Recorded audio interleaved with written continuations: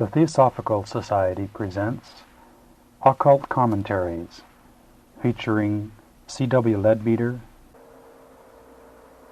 To Those Who Mourn, by C.W. Leadbeater. I wish to speak specially to those who mourn, those who have recently lost by death someone whom they love dearly, who perhaps was all the world to them, so that to them that world seems empty and life no longer worth the living. To such I would say, you feel that joy has left you forever, that existence can be for you henceforth nothing but hopeless sadness, naught but one aching longing for the touch of a vanished hand and the sound of a voice that is still. You are thinking chiefly of yourself and your intolerable loss, but there may be also another sorrow. Your grief is aggravated by your uncertainty as to the present condition of your beloved friend. You feel that he has gone, you know not where. You hope earnestly that all is well with him. But when you look upward, all is void. When you cry, there is no answer. And so despair and doubt overwhelm you, and make a cloud that hides from you the sun which never sets. Your feeling is most natural. I who speak understand it perfectly, and my heart is full of sympathy for all those who are afflicted as you are. But I hope that I can do more than sympathize.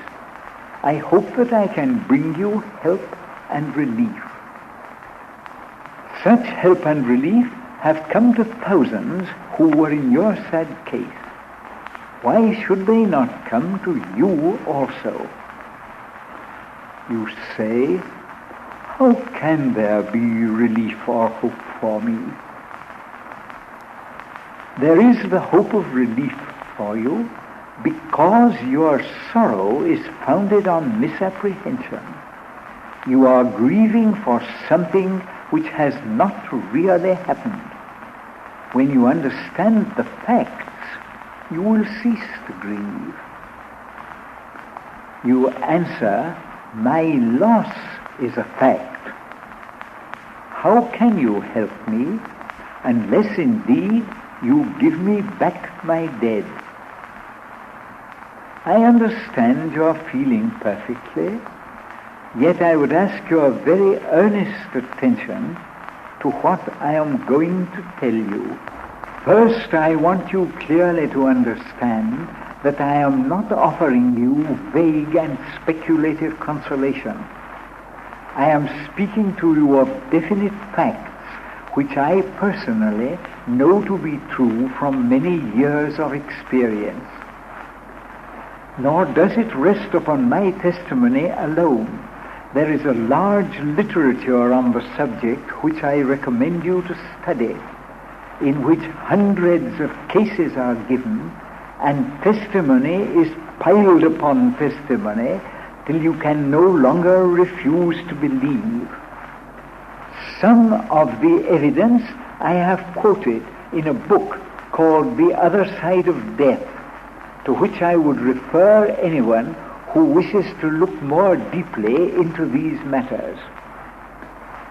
With all the strength of knowledge, I tell you that your loss is only an apparent fact, apparent from your point of view. I want to bring you to another viewpoint. Your suffering is the result of a great delusion, of ignorance of nature's law. Let me help you on the road towards knowledge by explaining a few simple truths which you can study further at your leisure.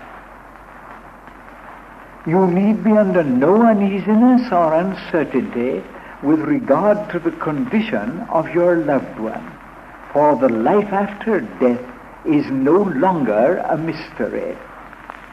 The world beyond the grave exists under the same natural laws as that which we know, and has been explored and examined with scientific accuracy.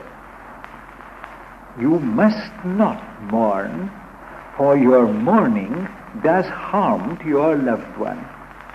If you can open your mind to the truth, you will mourn no more. I want you thoroughly to realize that there is no shadow of doubt about this, that I am putting before you scientific facts to be examined scientifically. But I am not for a moment forgetting that there is also a religious side to all this.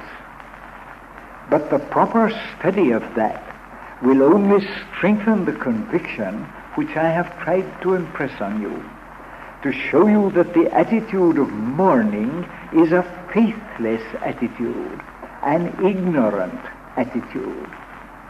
The more we know, the more we shall feel with utter certainty that we and our dead alike are in the hands of perfect power and perfect wisdom, directed by perfect love.